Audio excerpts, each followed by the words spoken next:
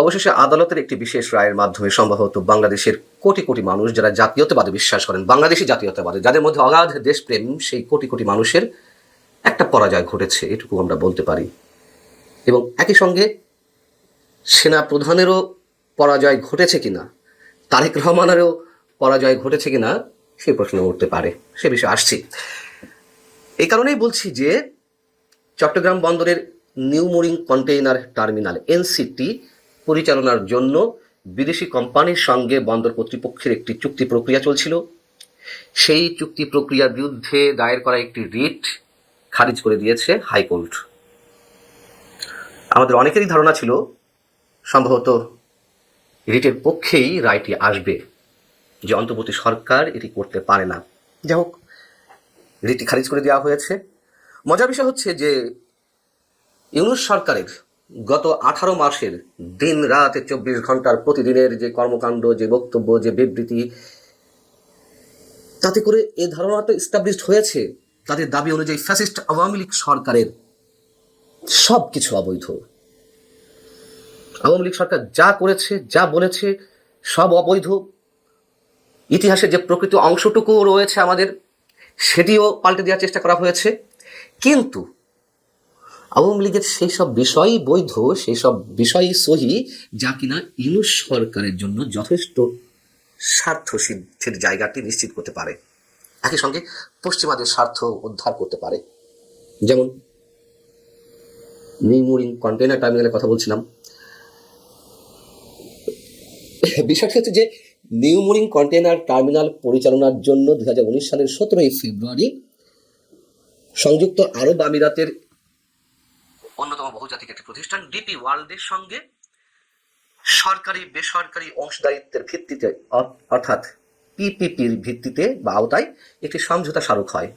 কিন্তু খেয়াল করুন, এই সমঝোতা স্মারকটি হয়েছিল 2019 সালের 17 ফেব্রুয়ারি। শেষমেশ কিন্তু আওয়ামী লীগ চূড়ান্ত চুক্তিটি করেনি। আরো 5 বছর, হ্যাঁ 5 বছর ক্ষমতায় ছিল, 5 আগস্ট পর্যন্ত।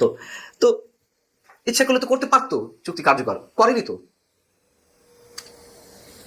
সেটি টার্গেট চুক্তি কার্যকর করা, এবারে এরকম আরো অনেক কিছু করার টার্গেট ইউনূস সরকারের।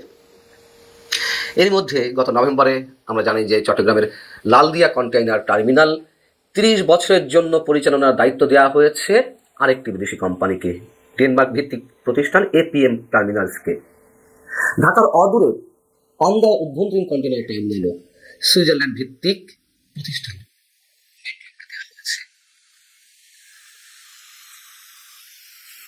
বিষয়টি হচ্ছে যে এই যে ডিপি ওয়ার্ল্ডের সাথে একটি চুক্তি প্রক্রিয়া চলছিল চট্টগ্রাম বন্দর কর্তৃপক্ষের, যখন পানগাঁও অভ্যন্তরীণ টার্মিনাল এবং নিউ মুরিং কন্টেইনার টার্মিনাল এই দুটি সবার বিরোধিতা সত্ত্বেও তাদের সাথে চুক্তি করে ফেলা হলো, তখন একটা আশঙ্কার জায়গা থেকে নিউ মুরিং কন্টেইনার টার্মিনাল নিয়ে যাতে ডিপি ওয়ার্ল্ডের সাথে চূড়ান্ত কোনো চুক্তি না করা হয়, সেজন্য একটি রিট দায়ের করা হয় হাইকোর্টে। রিটটি করেছিলেন যুব অর্থনীতি সমিতির যুব অর্থনীতিবিদ ফোরামের সভাপতি, এবং সেটি একবার বিভক্তি রায় আসে।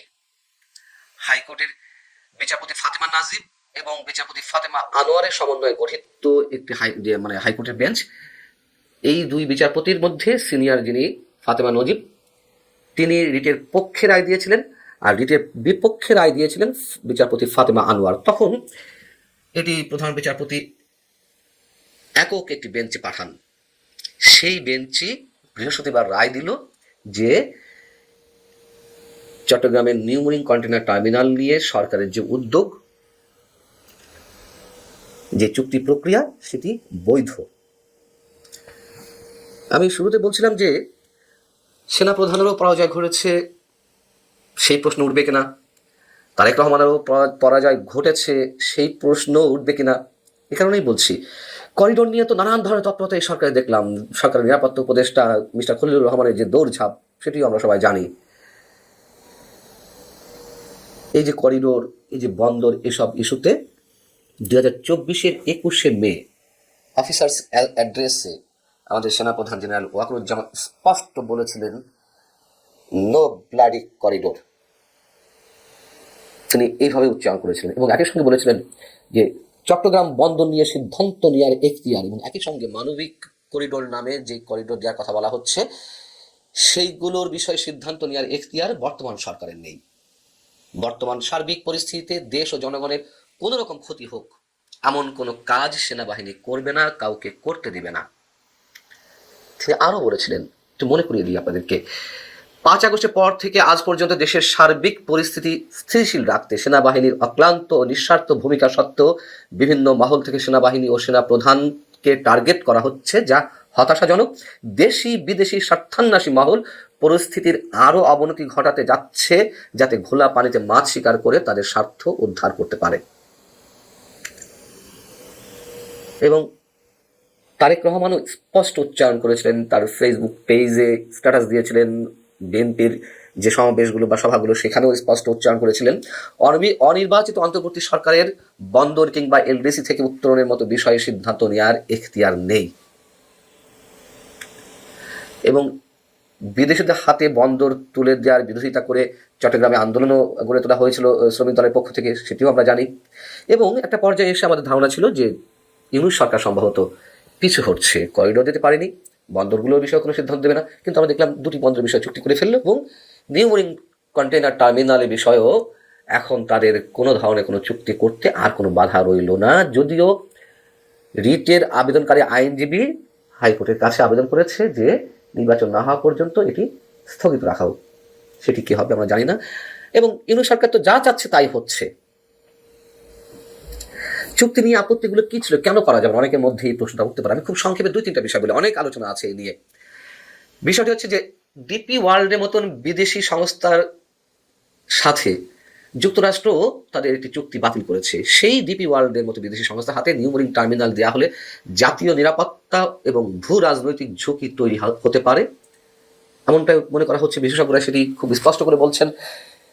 এবং সবচেয়ে বড় যে বিষয়টি, যে নির্বাচনে আছে মাত্র 15 দিনেরও কম সময়, তার আগে এত বড় সিদ্ধান্ত নেওয়া হবে কেন? যে সরকার আসছে কয়েক মাসের জন্য, সেই সরকার 30 বছর চুক্তি করে ফেললো লালদিয়া কন্টেনার টার্মিনাল নিয়ে। এটি এই নিউ মেরিন কন্টেনার টার্মিনাল, এটি নিয়েও নিশ্চয়ই এই ধরনের চুক্তি করবে। তাদের এখতিয়ার আসলেই কি আছে? নেই তো। লালদিয়া টার্মিনালের কারিগরি এবং আর্থিক প্রস্তাব মাত্র 1 দিন মূল্যায়ন করা হয়েছে, 1 দিন মূল্যায়ন করেই 30 বছরের চুক্তি করে ফেলা হয়েছে। এর মধ্যে কি অনেক ধরনের প্রশ্ন উত্থাপিত হয় না?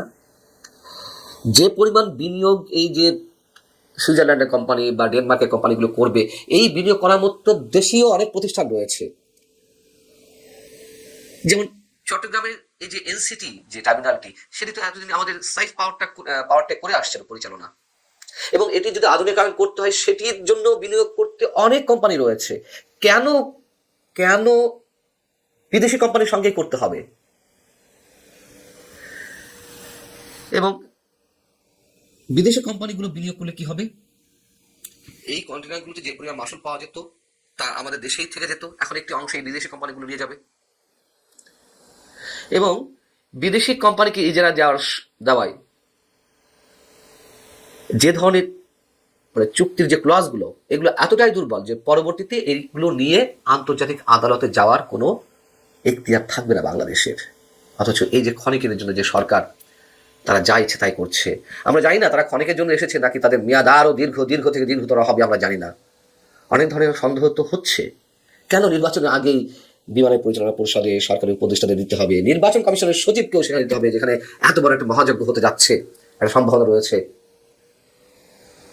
আরও তো কত কি, মন্ত্রীদের জন্য 9000 স্কোয়ার ফিটের ফ্ল্যাট করা হবে, মেয়ের সরায়ে অস্ত্র কারখানা করা হবে, যেখানে বাংলাদেশ অর্ডিন্যান্স ফ্যাক্টরি রয়েছে, সেনাবাহিনীর সমরাস্ত্র কারখানা রয়েছে।